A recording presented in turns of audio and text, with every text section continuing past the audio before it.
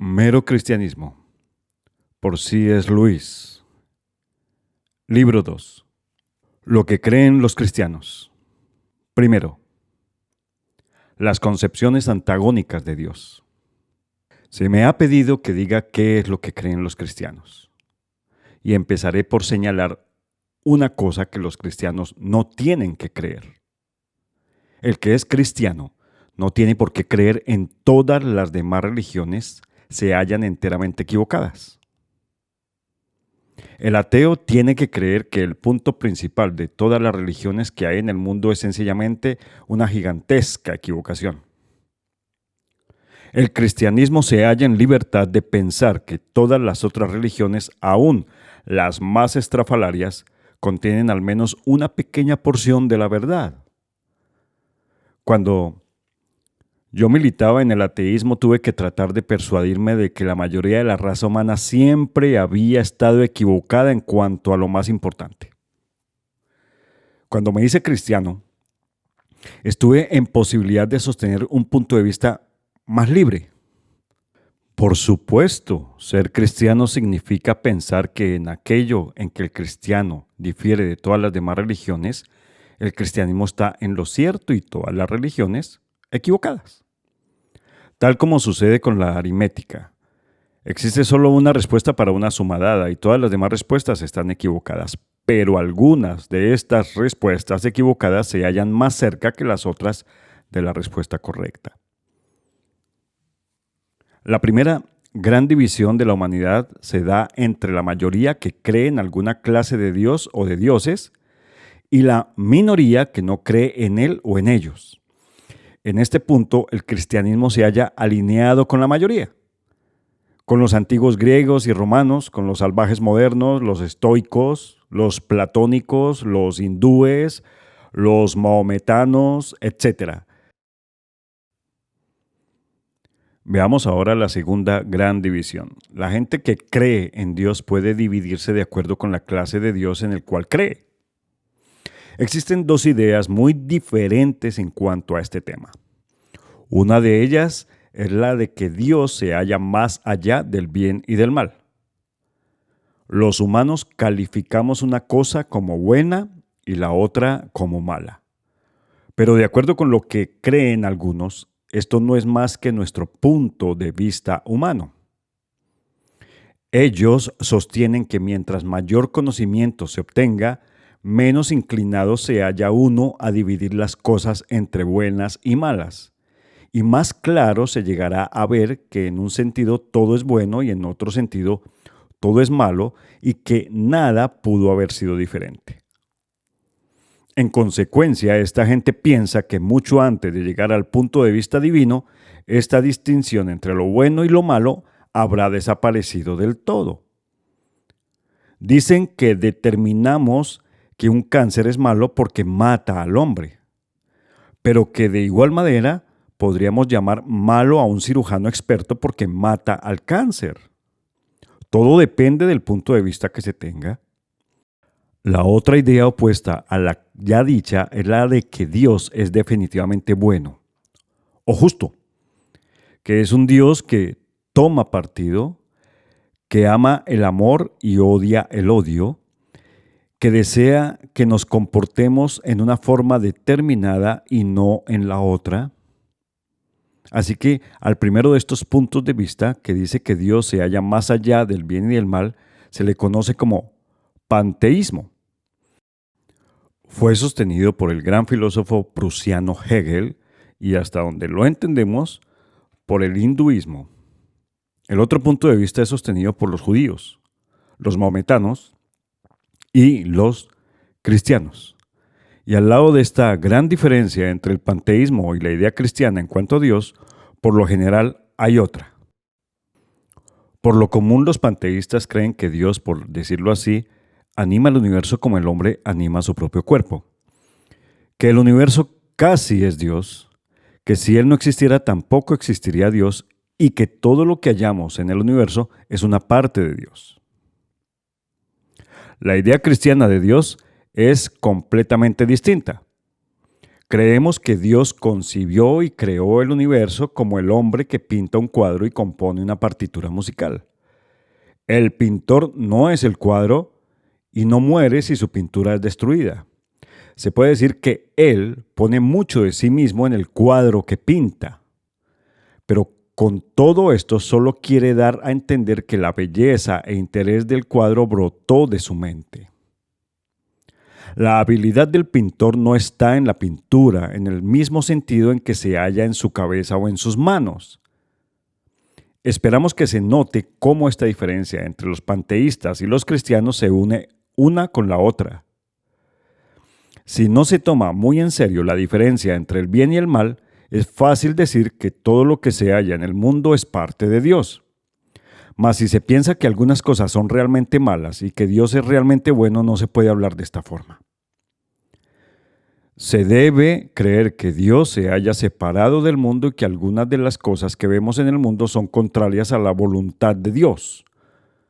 Confrontado con un carácter o con una barriada miserable, el panteísta puede decir: si pudieras verlo desde el punto de vista de Dios.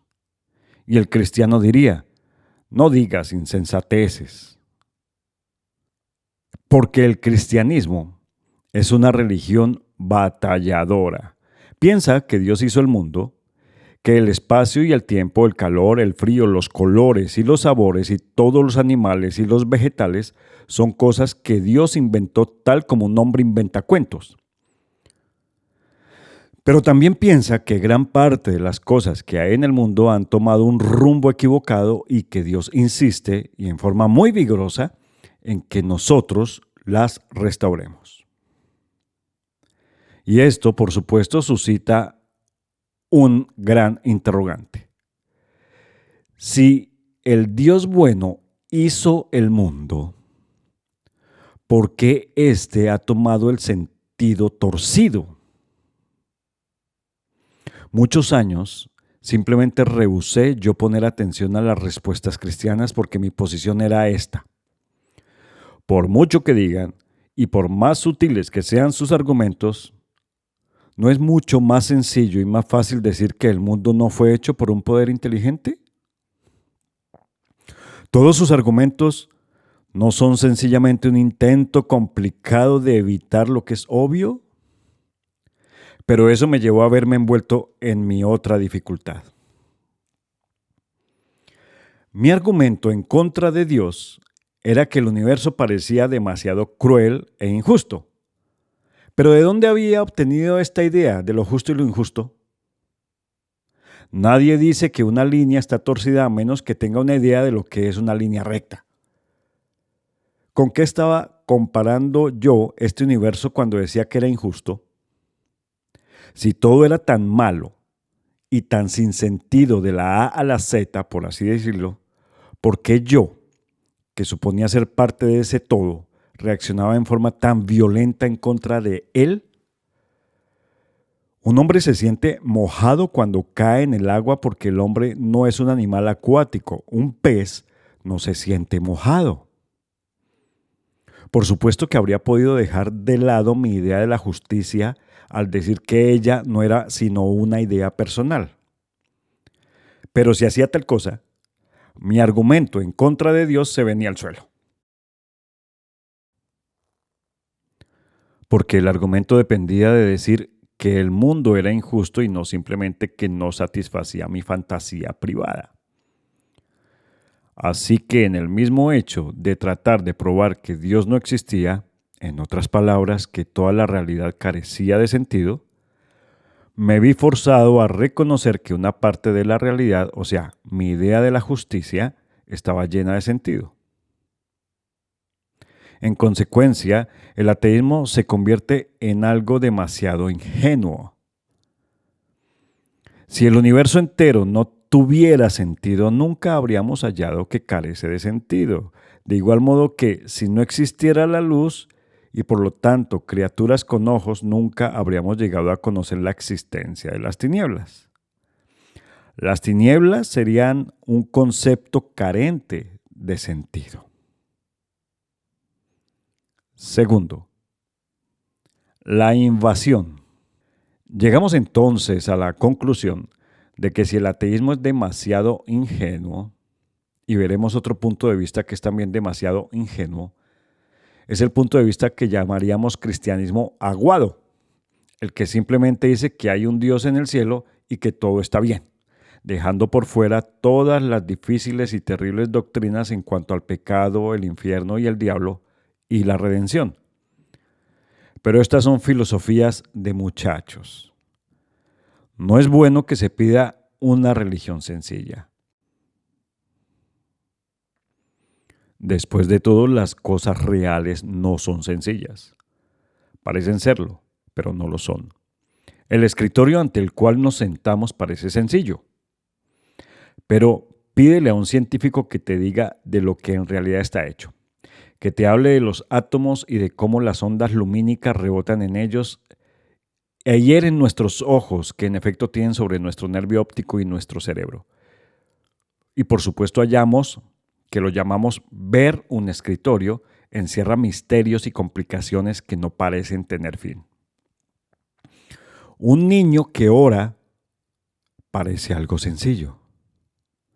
Si nos contentamos con tal concepto, está bien, pero si no, y en el mundo moderno por lo general diría que no, si deseamos ir a investigar lo que está aconteciendo, preparémonos para algo difícil. Si queremos algo más que simpleza, es tonto quejarnos de que ese algo no sea simple. Sin embargo, con mucha frecuencia este procedimiento ingenuo es el que adoptan gentes que no son ingenuas, pero que consciente o inconscientemente desean destruir el cristianismo.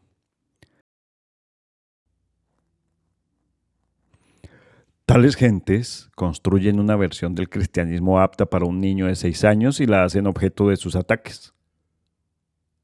Cuando uno trata de explicar la doctrina cristiana tal como para sustentarla a un adulto instruido, se quejan de que le están calentando la cabeza y de que es demasiado complicada y de que si en realidad existiera Dios, de seguro que habría hecho una religión sencilla porque la sencillez es tan hermosa. Debemos estar en guardia contra esas personas porque cada instante están pasando de un campo a otro y solo hacen que uno pierda el tiempo. Nótese además la idea de que Dios haga una religión sencilla, como si la religión fuera algo que Dios inventó y no la declaración que nos hace de ciertos hechos bien inalterables en cuanto a su propia naturaleza. Conforme a mi experiencia personal, la realidad, fuera de ser complicada, por lo general es extraña. No es clara, no es obvia, no es lo que se espera que sea. Por ejemplo, cuando se llega a la concepción de que la Tierra y todos los demás planetas giran alrededor del Sol, esperaríamos como cosa natural que todos los demás planetas concordaran unos con otros, todos a una igual distancia entre sí, o distancias que aumentarían con regularidad, o todos del mismo tamaño, o que fueran mayores o menores conforme a la distancia a que se hallan del Sol. En efecto, no hay rima ni razón que podamos ver en cuanto a sus tamaños y distancias, y algunos de ellos tienen una sola luna, otro tiene 4, otros no tienen, y uno tiene un anillo. En efecto, la realidad es por regla general algo que uno no hubiera adivinado. Esta es una de las razones por las cuales creo en el cristianismo. Es una religión que no habríamos podido concebir nosotros mismos. Si nos ofreciera la clase de universo que siempre hubiéramos esperado, me parecería un invento nuestro. Pero esta no es la clase de cosa que nosotros habríamos inventado. Tiene ese no sé qué de extraño en las cosas reales que tiene. Así que dejemos de lado todas esas filosofías infantiles que provienen de respuestas sobresimplificadas. El problema no es sencillo y la respuesta no va a ser más sencilla. ¿Cuál es el problema? Un universo que contiene mucho que es obviamente malo y que en apariencia carece de sentido, con criaturas como nosotros que saben que es malo y que es sin sentido. Hay solo dos puntos de vista que se enfrentan a la realidad. Uno es el punto de vista cristiano, que sostiene que este mundo es un mundo que se volvió malo, pero que aún retiene la memoria de lo que debió haber sido. El otro es el punto de vista llamado dualismo.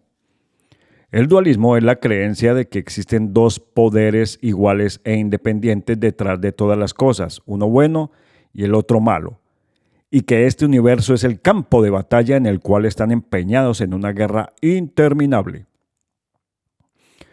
Personalmente, creo que aparte del cristianismo, el dualismo es el credo más humano y más sensato que se encuentra, pero tiene una gran falla.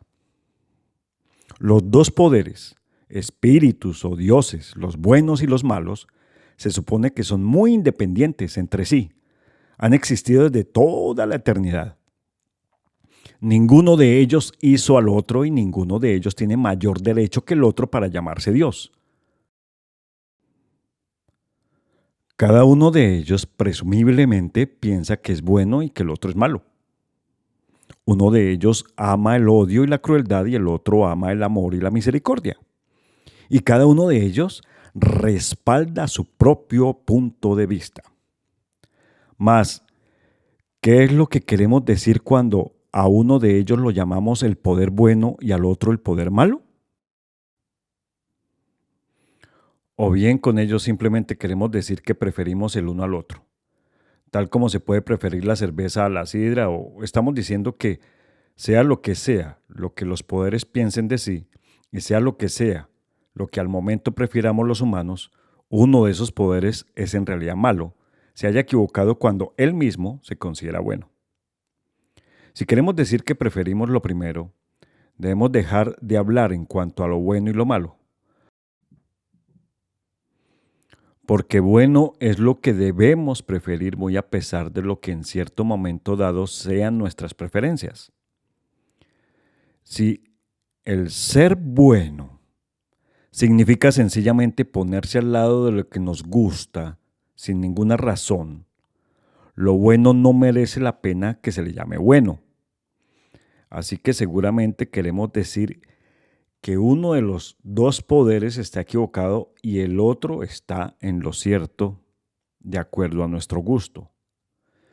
Pero en el mismo momento en que decimos eso, estamos poniendo en el universo una tercera cosa en adición a los dos poderes.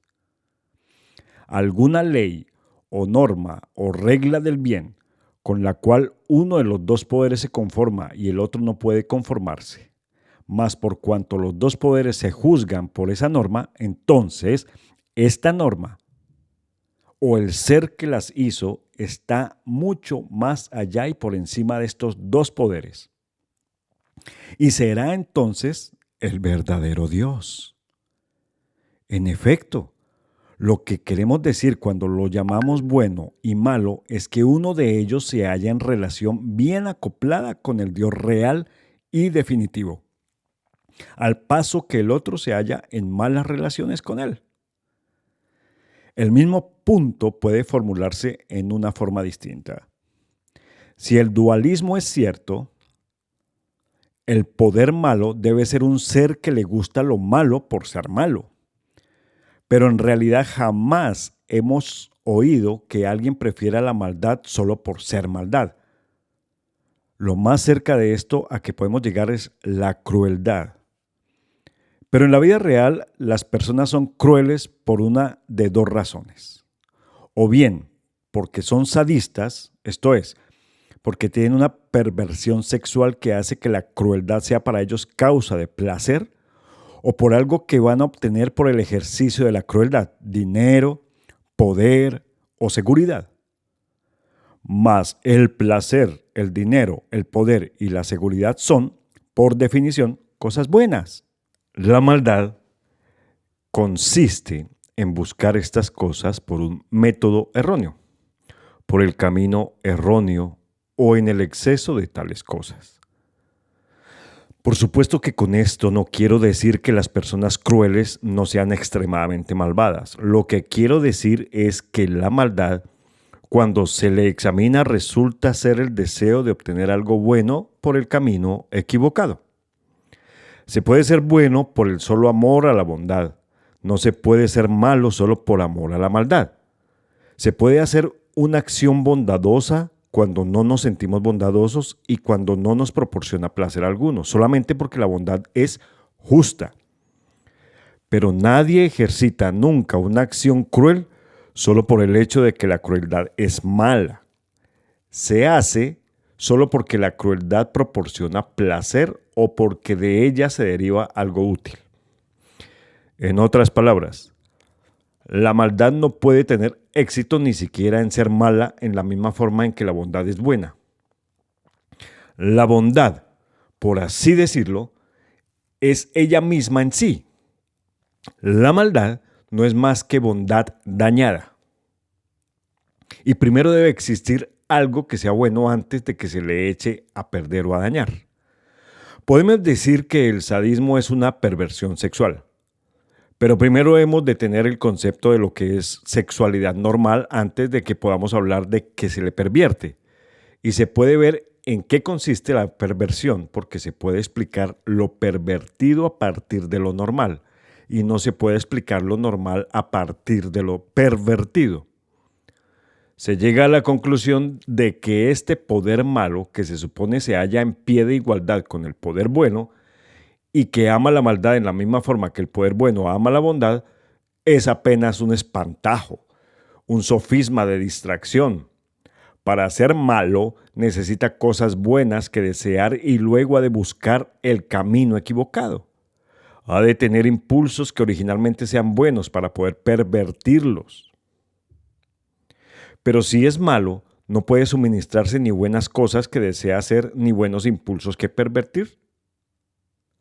Ambas cosas las debe obtener el poder bueno. Y si esto es así, no es independiente, es parte del mundo del poder bueno, o bien fue hecho por el poder bueno o por algún otro poder mayor. Pongamos esto en forma todavía más sencilla.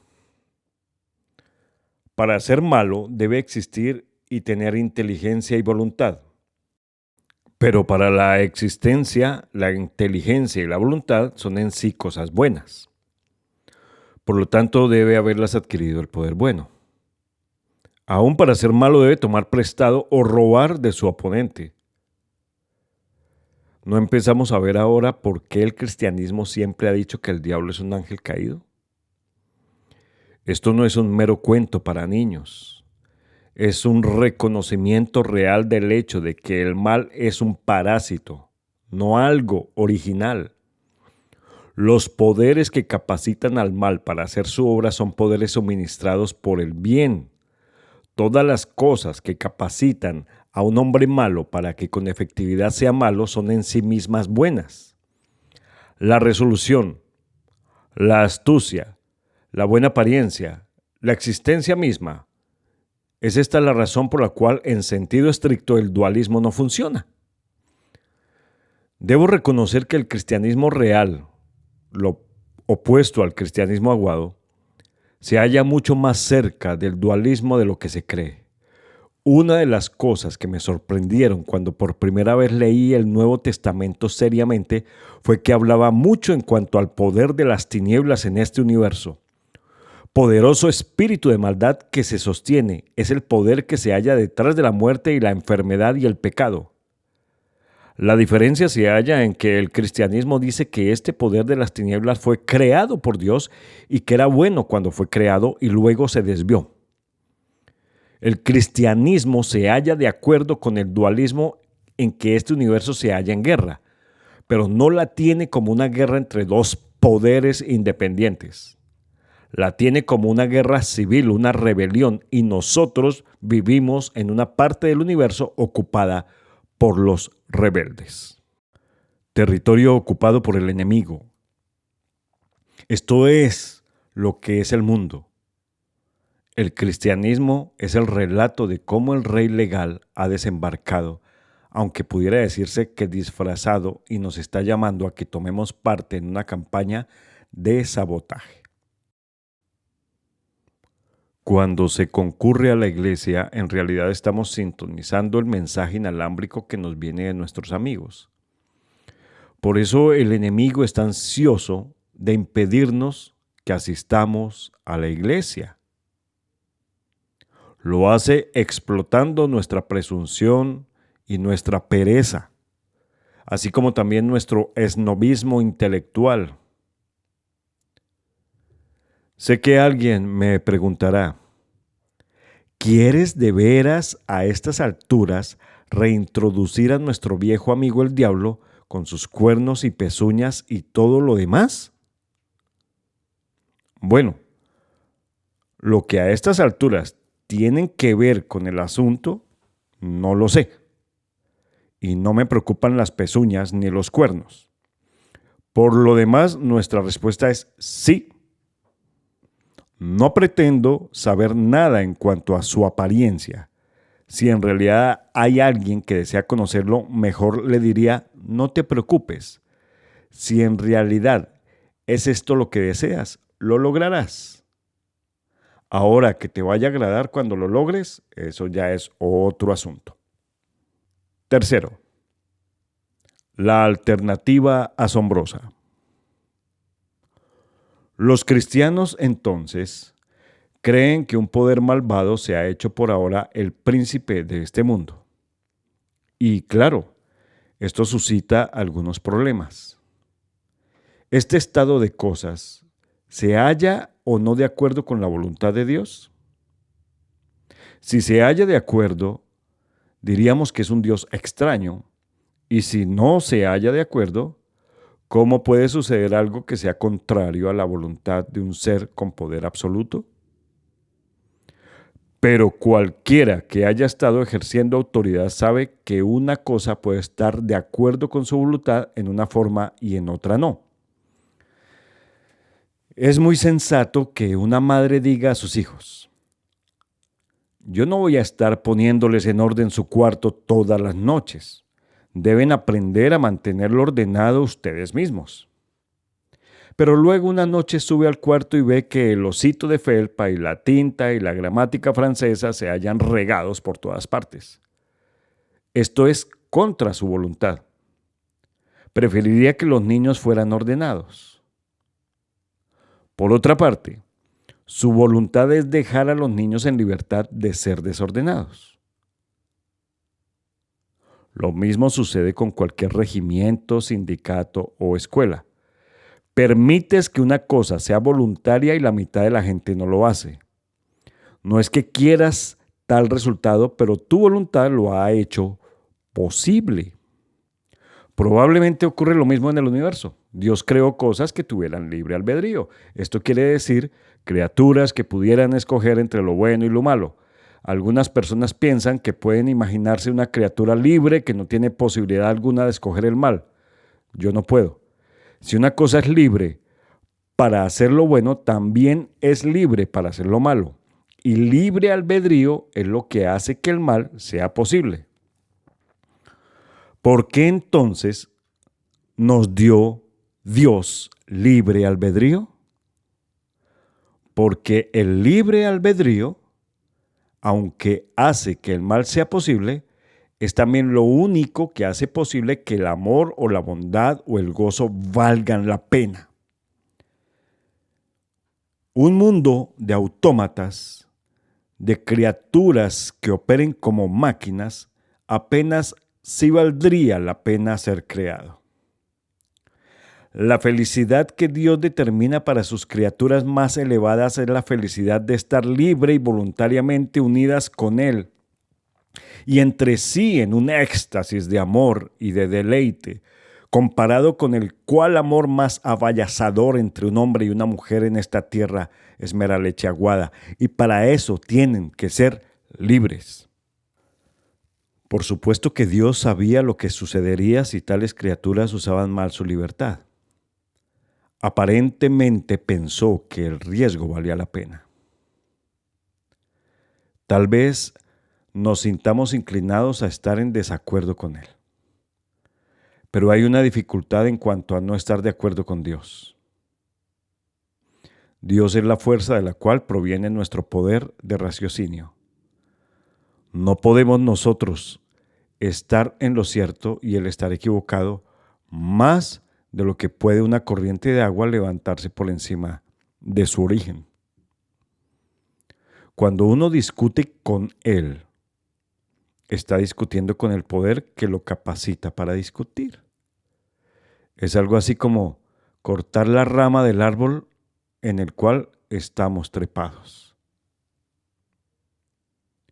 Si Dios piensa que este estado de guerra en el universo es un precio que vale la pena pagarse por el libre albedrío, o sea, por un mundo vivo en el cual las criaturas puedan hacer mucho bien o mucho mal, y algo de verdadera importancia pueda tener lugar, en lugar de un mundo que sea de juguete, que solo se mueva cuando Él quiera que se mueva, y lo mueve con sus cuerdas. Podemos estar seguros que vale la pena pagarlo. Cuando hayamos entendido lo que es el libre albedrío, veremos lo tonto de la pregunta que alguien nos formuló una vez. ¿Por qué Dios hizo una criatura de materia prima tan sumamente mala que se echó a perder? Mientras mejor sea el material que se emplea para hacer una criatura, la más inteligente y la más fuerte y la más libre, mejor será si se comporta bien. Pero peor será si opta por seguir el mal. Una vaca no puede ser ni muy buena ni muy mala. Un perro puede ser lo mismo, mejor que peor. Un niño todavía un poco mejor o peor. Un hombre común, aún más. Un hombre de genio, todavía más. Un espíritu sobrehumano puede ser el mejor o el peor de todos. ¿Cómo fue que el espíritu de las tinieblas llegó a hacer lo que hizo? ¿Ser malo? Sin duda que aquí tenemos una interrogante a la cual los seres humanos no pueden responder con certeza. Sin embargo, podemos ofrecer una suposición razonable y tradicional, basada en nuestras propias experiencias de hacer lo que es malo. Desde el momento en que eres tú mismo, hay una posibilidad de que te pongas en primer lugar esperando ser el centro de todo, esperando, en efecto, ser Dios. Este fue el pecado de Satanás, y fue este el pecado que él enseñó a la raza humana. Algunos creen que la caída del hombre tuvo que ver con el sexo, pero no es así. Lo que el relato del libro de Génesis sugiere es que la corrupción de nuestra naturaleza siguió a la caída como uno de sus resultados, siendo así efecto, no causa. Lo que Satanás puso en las mentes de nuestros remotos antepasados fue la idea de que podrían ser como dioses, que podrían independizarse como si se hubieran creado ellos mismos, que podrían ser sus propios amos, que podrían inventar alguna clase de felicidad sin Dios, aparte de Él. Y como resultado de este invento vano tenemos todo esto que llamamos historia humana. Dinero, pobreza, ambición, guerra, prostitución, clases sociales y económicas, imperios, esclavitud.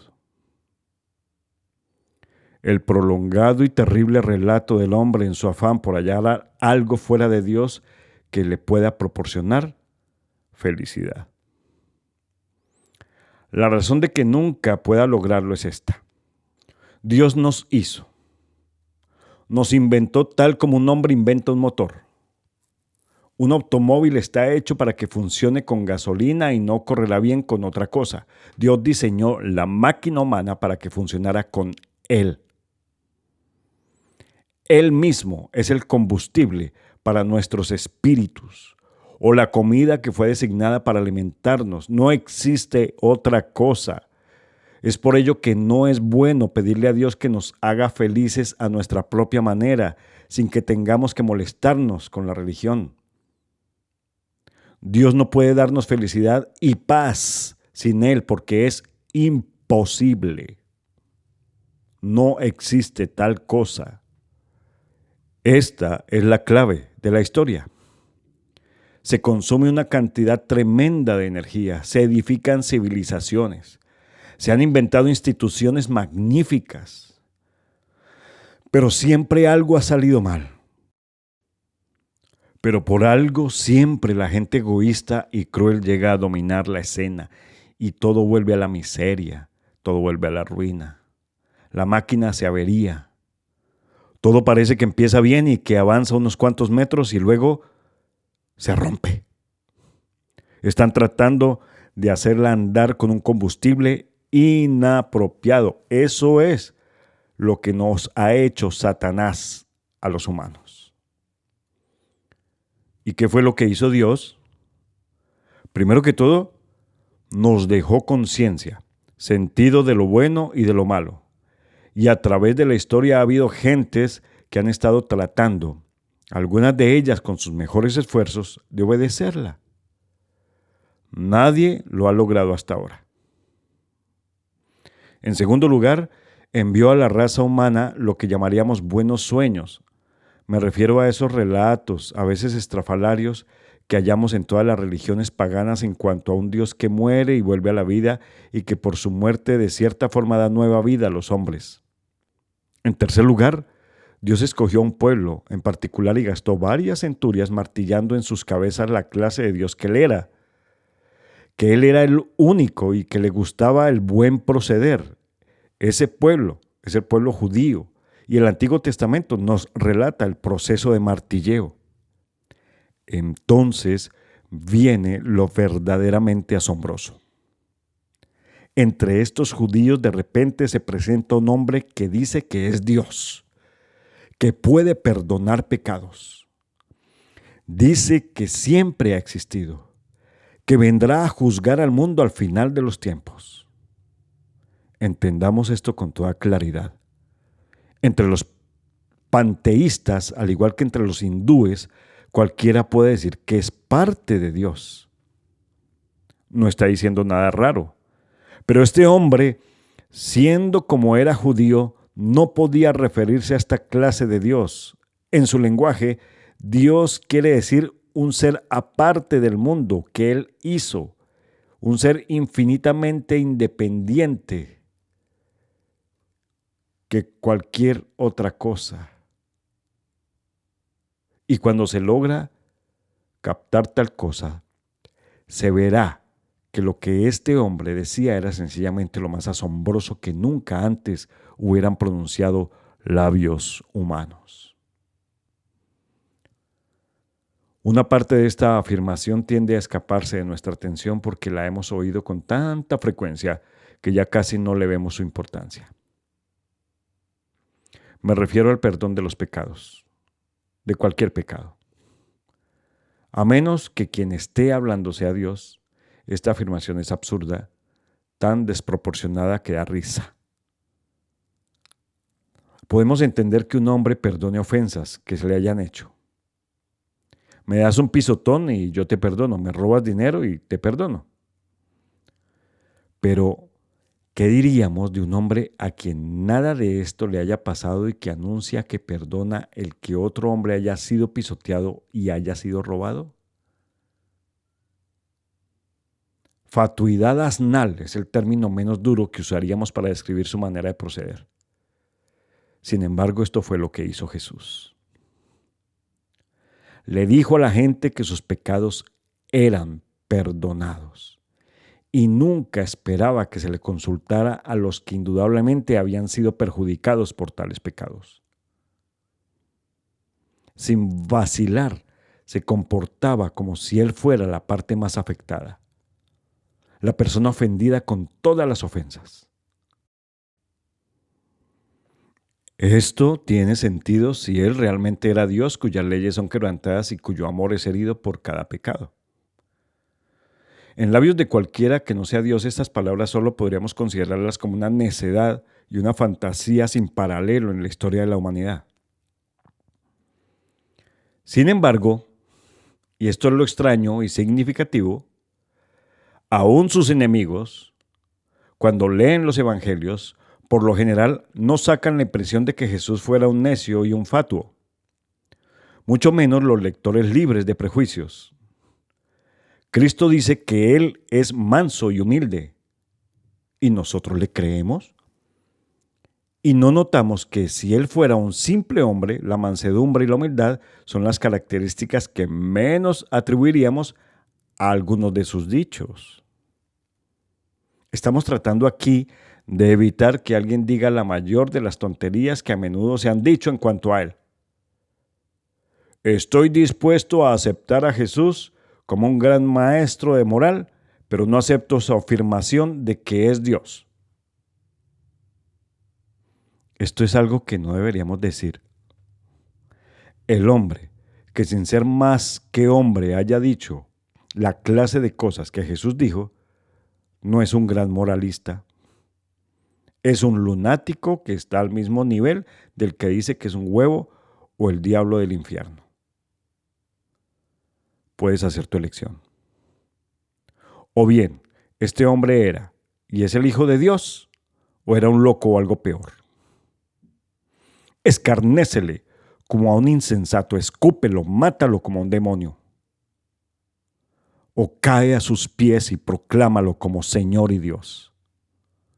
Pero no asumamos la actitud condescendiente de decir que fue un gran maestro de la humanidad. Él no nos proporciona campo para tal actitud. No fue eso lo que él intentó. Cuarto, el penitente perfecto. Nos enfrentamos entonces a una alternativa aterradora. El hombre del cual estamos hablando o bien fue y es lo que dijo que era, o era un lunático o algo peor. A mí me parece obvio que no fue ni un lunático ni un chiflado. Por consiguiente, por extraño o terrible que el asunto nos parezca, hemos de aceptar el punto de vista de que Él era y es Dios. Dios ha desembarcado en forma humana en este mundo ocupado por el enemigo. ¿Y con qué propósito? ¿Qué vino a hacer? A enseñar, claro está. Pero tan pronto como hayamos penetrado en el Nuevo Testamento y en cualquier otro escrito cristiano, hallaremos que en forma constante se está hablando de algo completamente diferente: su muerte y su resurrección. Es obvio que los cristianos piensan que el punto principal del relato se halla aquí. Piensan que lo principal que Él vino a hacer a la tierra fue sufrir y recibir la muerte. Antes de llegar a ser cristiano, yo tenía la impresión de que lo primero que los cristianos tenían que creer era en una teoría particular en cuanto a lo que esta muerte significaba. De acuerdo con tal teoría, Dios quiso castigar a los hombres por haber desertado y haberse unido al gran rebelde. Pero Cristo se sometió en forma voluntaria a tal castigo en lugar de los rebeldes. Y Dios nos dejó libres. Ahora reconozco que tal teoría no es tan inmoral ni tan tonta como antes me lo parecía. Pero este no es el punto que quiero destacar. Lo que más tarde descubrí es que ni esta teoría ni cualquier otra es el cristianismo. La creencia central cristiana es que la muerte de Cristo en cierta forma nos reconcilió con Dios y nos dio la oportunidad de empezar de nuevo. Las teorías en cuanto a cómo fue que esto operó ya son otro asunto. Existe un gran número de teorías en cuanto a esto, pero todos los cristianos están de acuerdo en que el propósito se logró. Te diré cómo creo que se logró. Todas las personas sensatas saben que si nos hallamos cansados y hambrientos, una buena comida nos hace bien. Pero la teoría moderna de la nutrición, todas estas cosas cuanto a vitaminas y proteínas, es algo diferente. La gente comía y sentía sus fuerzas restauradas mucho antes de que hubiera oído hablar de la teoría de las vitaminas. Si alguna vez llegara a descartar tal teoría, la gente seguiría comiendo como si nada hubiera pasado. Las teorías en cuanto a la muerte de Cristo no son el cristianismo, son explicaciones en cuanto a cómo es que la muerte opera.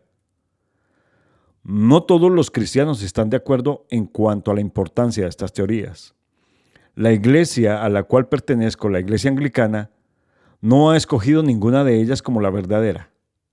La iglesia de Roma ha avanzado un poco más, pero creo que todos nos hallamos de acuerdo en que el hecho en sí mismo tiene infinitamente mayor importancia que cualquiera de las explicaciones que los teólogos produzcan. Ellos probablemente admitirán que ninguna explicación es lo suficientemente adecuada a la realidad. Pero tal como dije en el prefacio de este libro, soy solamente un laico y aquí me estoy metiendo ya en aguas profundas. Solo puedo expresar, valga lo que valga, mi punto de vista. Según mi opinión, las teorías no son por sí mismas lo que se nos pide que aceptemos. No dudamos de que sean muchos los que han leído las obras de Jean o de Eddington. Lo que ellos hacen cuando quieren explicar el átomo o algo de esa naturaleza es darnos una descripción de la cual podamos sacar un cuadro mental. Pero nos dicen que ese cuadro no es lo que en realidad creen los científicos. En lo que ellos creen es en una fórmula matemática. Los cuadros sirven solo para ayudarnos a entender la fórmula. No son tan completamente fieles a la verdad como la fórmula en sí misma. No nos presentan lo real, sino algo que más o menos se le asemeja. Tienen el propósito de servir de ayuda, pero si no lo logran, se les puede descartar. La cosa misma no puede ser fotografiada, sino que solo puede ser expresada en forma matemática. Nosotros nos hallamos en el mismo problema. Creemos que la muerte de Cristo es justamente el punto en la historia en que algo absolutamente inconcebible del exterior trasciende a nuestro mundo. Si no podemos pintar ni siquiera los átomos de los cuales se haya compuesto nuestro mundo, es claro que no vamos a ser capaces de pintar esto. Ciertamente, si hallamos que podemos entenderlo plenamente, el mismo hecho mostrará que no es lo que parecía ser. Lo inconcebible, lo increado, la cosa que proviene de más allá de la naturaleza, que deslumbra y hace estremecer a la naturaleza como lo hace un rayo.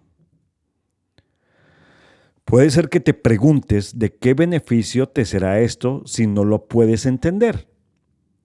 Pero a esto se le puede dar una fácil respuesta. Un hombre puede tomar sus alimentos sin entender exactamente cómo es que ellos le nutren. Un hombre puede aceptar lo que Cristo ha hecho sin saber cómo es que tal cosa opera. Ciertamente no sabrá cómo es que opera mientras no lo haya aceptado. Se nos ha dicho que Cristo fue muerto por nosotros, que su muerte ha lavado nuestros pecados y que al morir desarmó a la muerte misma. Esta es la fórmula. Esto es lo que el cristianismo dice. Esto es lo que se ha de creer. Todas las teorías que se formulen en cuanto a cómo fue que la muerte de Cristo logró esto son, a mi parecer, algo secundario. Son meros planos, diagramas que han de ser puestos de lado si es que no nos sirven de ayuda. Y aun si nos ayudan, no deben ser confundidos con el hecho mismo. De todas maneras, vale la pena considerar las teorías. La que la mayoría de la gente ha oído señalar es la que mencioné antes, que fuimos perdonados porque Cristo se ofreció voluntariamente a sufrir el castigo en nuestro lugar. A simple vista, es una teoría tonta. Si Dios estaba dispuesto a perdonarnos, ¿por qué no lo hizo sin rodeos? ¿Y cuál es el mérito que hay en castigar a una persona inocente en lugar de una culpable? Ninguno que se pueda ver, si es que se piensa en un castigo semejante al que se impone en un tribunal de policía. Y por otro lado, si se piensa en una deuda, tiene mucho sentido el que alguien que disponga de medios pague en lugar de alguien que no tiene cómo pagar. O si estamos pensando en pagar la pena, no en el sentido de recibir castigo, sino en el sentido más general de pagar los platos rotos o pagar la cuenta, entonces, por supuesto, es un asunto de experiencia común en cuanto una persona se ve en un aprieto. El que se molesta en sacarlo, por lo general, es un amigo bondadoso. ¿En qué clase de aprietos el hombre se ha metido? Ha tratado de rehabilitarse por sí mismo, de comportarse como si se perteneciera. En otras palabras, el hombre caído no es solamente una criatura imperfecta que necesita mejorarse, es un rebelde que debe deponer las armas. Deponer las armas, rendirse, pedir perdón, darse cuenta de que ha tomado el sendero equivocado y estar dispuesto a empezar la vida de nuevo a partir de su más bajo nivel. Esta es la única manera de salir del aprieto. Este proceso de sometimiento, de rendición, este retroceso del barco a plena velocidad es lo que los cristianos llaman arrepentimiento. Y el arrepentimiento no es una cosa de juego, es mucho más duro que comer el pan de la humillación.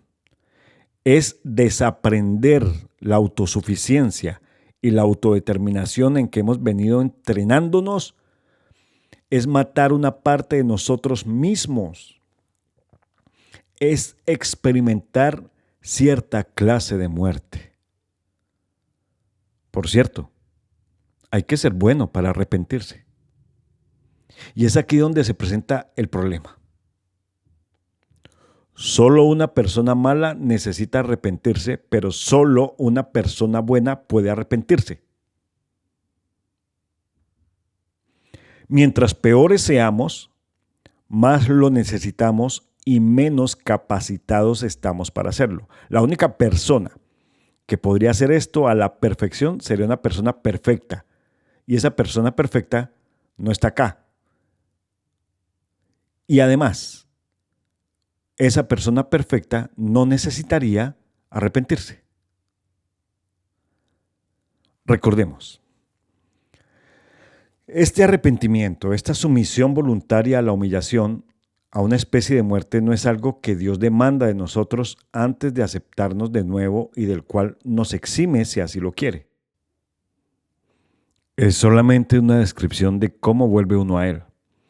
Si pedimos que Dios nos reciba de nuevo sin tal cosa, lo que realmente le estamos pidiendo es que nos permita regresar, sin regresar.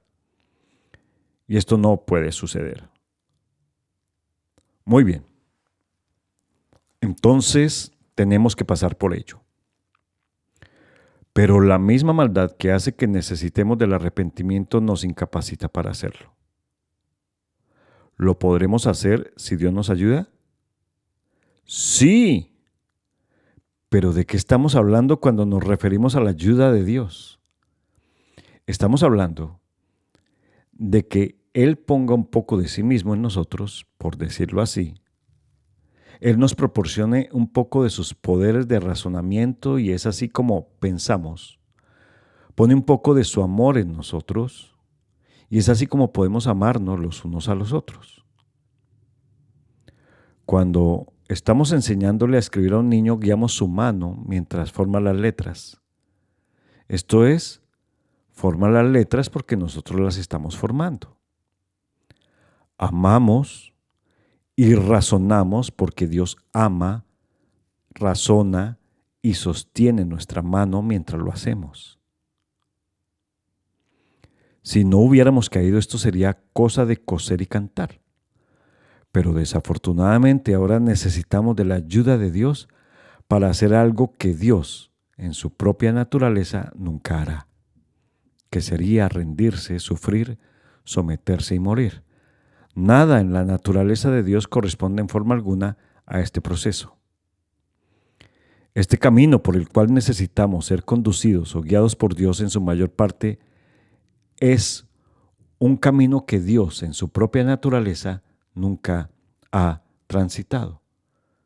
Puede compartir solo de lo que Él tiene. El proceso del arrepentimiento no está en su naturaleza. Pero supongamos que Dios se convierte en hombre. Supongamos que nuestra naturaleza humana, que puede sufrir y morir, se amalgama con la naturaleza de Dios en una sola persona. Entonces sí que tal persona podría ayudarnos. Podría someter su voluntad y sufrir y morir, porque es hombre. Y podría hacer esto a la perfección a causa de que es Dios. Podemos ir a través de este proceso solo si Dios lo hace por nosotros y en nosotros, pero Dios no puede hacerlo solo si llega a ser hombre. Nuestros intentos en este morir tendrían éxito solo si los hombres participamos en la muerte de Dios, tal como nuestro pensar logrará sus fines solo porque es una gota del inmenso océano de la inteligencia. Pero no podemos participar de la muerte de Dios a menos que Dios muera. Y Él no puede morir, a menos que sea hombre. Es este el sentido en el cual Él paga nuestra deuda y sufre por nosotros lo que no tenía que sufrir. Hemos oído de algunos que argumentan que si Jesús era Dios al mismo tiempo que hombre, sus sufrimientos y su muerte pierden todo valor porque eso debió haber sido muy fácil para Él. Otros puede que, muy justamente, rechacen la ingratitud y lo impiadoso de este argumento. Lo que me asombra es la mala comprensión. Por supuesto que en un sentido están en lo cierto. Ellos no saben bien el alcance de ese razonar. La sumisión perfecta, el sufrimiento perfecto, la muerte perfecta fue no solo más fácil para Jesús porque Él era hombre, sino que fue posible solo porque Él era Dios. ¿Pero será esta una razón para que no tenga aceptación? El maestro es capaz de formar las letras para el niño porque es una persona mayor y sabe cómo escribirlas. Esto, por supuesto, hace que la cosa sea más fácil para el maestro. Y solo porque le es más fácil es que está capacitado para ayudar al niño. Si éste lo rechaza porque eso es fácil para las personas mayores y espera aprender a escribir con otro niño, no sabría escribir y por ello no le lleva la ventaja. No aprenderá rápido. Si alguien se está ahogando en la rápida corriente de un río, un hombre que esté de pie en la orilla puede alargar la mano para salvarlo. El que se está ahogando, entre boqueada y boqueada, debe rechazar la ayuda gritando: ¡No! ¡Esto no es justo! ¡Tú me llevas ventaja! ¡Estás en la orilla! Tal ventaja, si quiere llamarse la injusta, es solo la razón por la cual el hombre de la orilla puede ayudar al que está ahogándose. ¿A quién vuelven los ojos en busca de ayuda si no es aquel que es más vigoroso que nosotros? Esta es mi manera de ver lo que los cristianos llaman expiación. Pero recordemos que esto es solamente una ilustración más. No la confundamos con el hecho mismo. Si no nos ayuda, olvidémonos de ella. Quinto, la conclusión. El sometimiento y la humillación perfectos fueron soportados por Cristo. perfectos por cuanto Él era Dios, sometimiento y humillación porque Él era hombre. La creencia cristiana es que si en alguna forma participamos de la humillación y de los sufrimientos de Cristo, también participaremos en su conquista de la muerte y hallaremos una nueva vida después de que hayamos muerto. Y en tal vida seremos criaturas perfectas, con felicidad perfecta. Esto significa muchísimo más que nuestros esfuerzos por seguir sus enseñanzas. A menudo la gente se pregunta cuándo tendrá lugar el segundo paso de la evolución, el paso hacia algo que está más allá del hombre. Pero según lo que cree el cristiano, este paso ya ha tenido lugar. En Cristo apareció una nueva clase de hombre y la nueva vida que empezó en Él se ha de infundir en nosotros. ¿Cómo? Recordemos cómo fue que adquirimos la antigua y ordinaria clase de vida. La derivamos de otros, de nuestro padre y nuestra madre y de todos nuestros demás antepasados, sin consentimiento nuestro y por medio de un proceso muy curioso en el cual intervinieron el placer, el dolor y el peligro. Un proceso que nunca nos habríamos imaginado. La mayoría de nosotros pasamos buena parte de los años de nuestra niñez tratando de adivinarlo. Algunos niños, cuando al fin se les dice, no lo creen. Y yo no los critico porque en realidad es un proceso muy raro. El Dios que planteó tal proceso es el mismo Dios que planteó cómo la nueva clase de vida podría estar en Cristo. También hemos de esperar que sea una cosa muy extraña. Dios no nos consultó cuando inventó el sexo, tampoco nos consultó cuando inventó el proceso de la nueva vida en Cristo. Hay tres cosas que infunden la vida de Cristo en nosotros: el bautismo, la creencia y esa acción misteriosa que recibe diferentes nombres por parte de diferentes cristianos. La Santa Comunión, la misa, la Cena del Señor. Al menos estos son los tres métodos ordinarios. No estamos diciendo que no pueden existir casos especiales donde este proceso de la nueva vida tiene lugar sin uno o varios de estos factores. No tengo tiempo para entrar a considerar casos especiales ni tampoco los conozco muy bien. Si en breves minutos tratamos de decirle a alguien cómo llegar a Edimburgo desde algún lugar de Inglaterra, le hablamos de los trenes. Es cierto que puede llegar hasta allí por barco o por avión, pero quizá ni se lo mencionemos. No estamos diciendo nada en cuanto a cuál de estas tres cosas sea la más esencial. Nuestro amigo metodista quisiera que yo hablara más de la creencia o la fe y menos, en proporción, de las otras dos cosas. Pero no voy a entrar en eso. Cualquiera que se dedique a enseñar la doctrina cristiana te dirá, en efecto, que utilices estas tres cosas.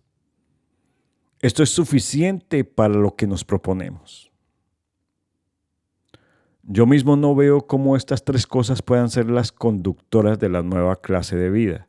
Pero también, si no lo supiéramos, no hubiéramos podido ver conexión alguna entre un particular placer físico y la aparición de un nuevo ser humano en el mundo. Tenemos que tomar la realidad tal como llega a nosotros. Ningún bien nos trae parlotear en cuanto a lo que debería ser o lo que deberíamos esperar. Pero aunque no podamos comprender por qué tiene que ser así, podemos decir por qué creemos que es así. Ya hemos explicado por qué creemos que Jesús era y es Dios. Y es un hecho histórico bien claro que Él enseñó a sus seguidores que la nueva vida le era comunicada en esta forma. En otras palabras, creemos en su autoridad. No tengamos miedo a la palabra autoridad. Creer en estas cosas sobre la base de la autoridad solo significa creerlas porque pensamos que quien las ha dicho es digno de nuestra confianza.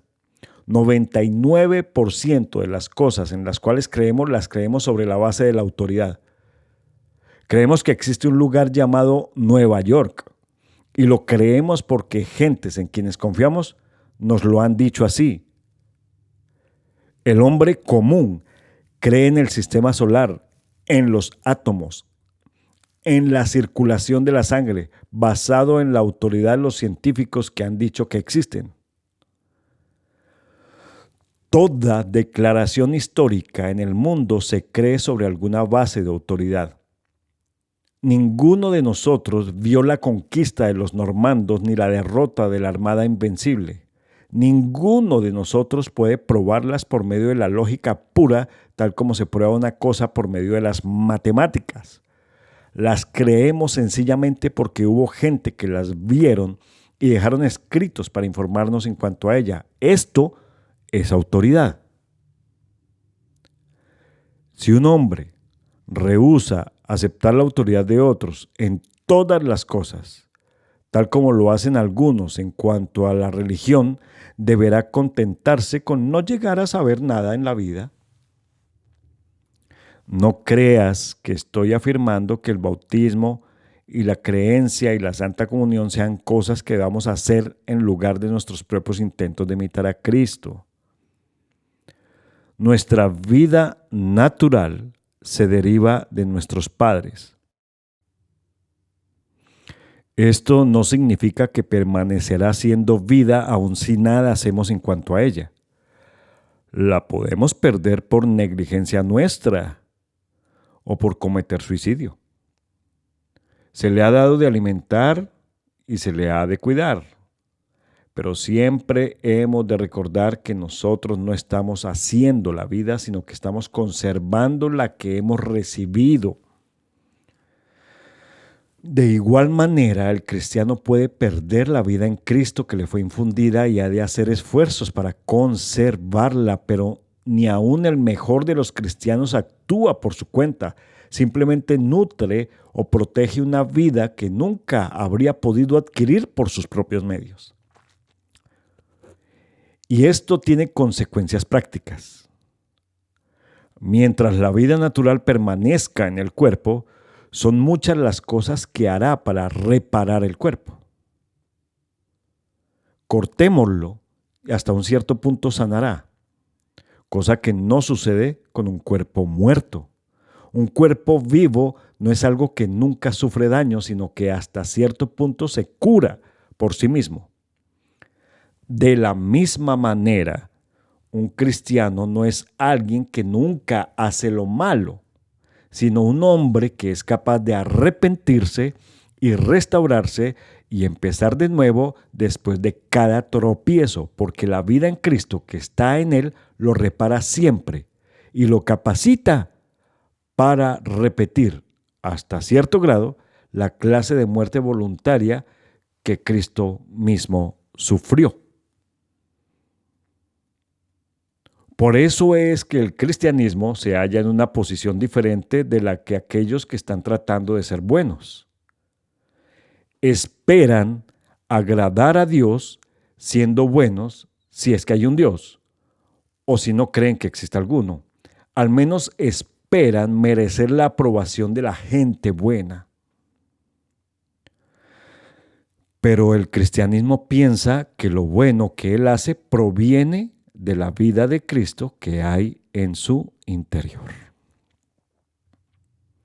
No cree que Dios nos ama porque somos buenos, sino que Él nos hace buenos porque nos ama.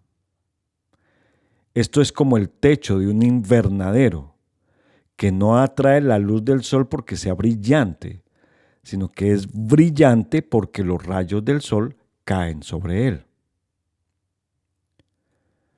Permítanme aclarar que cuando los cristianos dicen que la vida en Cristo está en ellos, no se refieren sencillamente a algo mental o moral.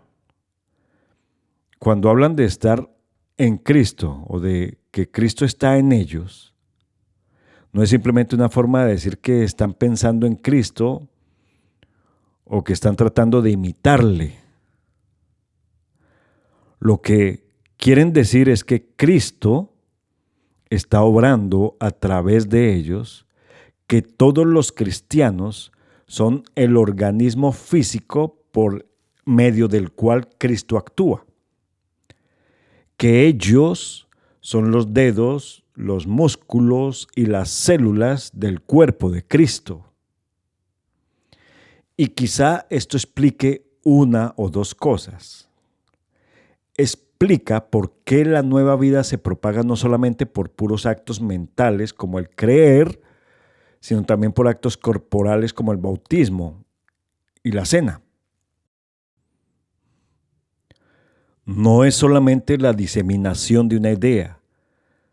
Se asemeja más a la evolución, un hecho biológico o superbiológico. A nada bueno conduce el tratar de ser más espiritual que Dios. Él nunca quiso que el hombre fuera una criatura espiritual. Es por ello que utiliza cosas materiales como el pan y el vino para infundir en nosotros la nueva vida. Puede que pensemos que esto es demasiado material y falto de espiritualidad. Él inventó la comida. ¿Le gusta la materia? Él la inventó. Y aquí hay otra cosa que solía desconcertarme. ¿No es aterradoramente injusto que esta nueva vida se halle confinada solamente a quienes han oído de Cristo y son capaces de creer en Él? Pero la verdad es que Dios no nos ha dicho lo que ha dispuesto para la otra gente. Sabemos que ningún hombre puede ser salvo excepto por medio de Cristo.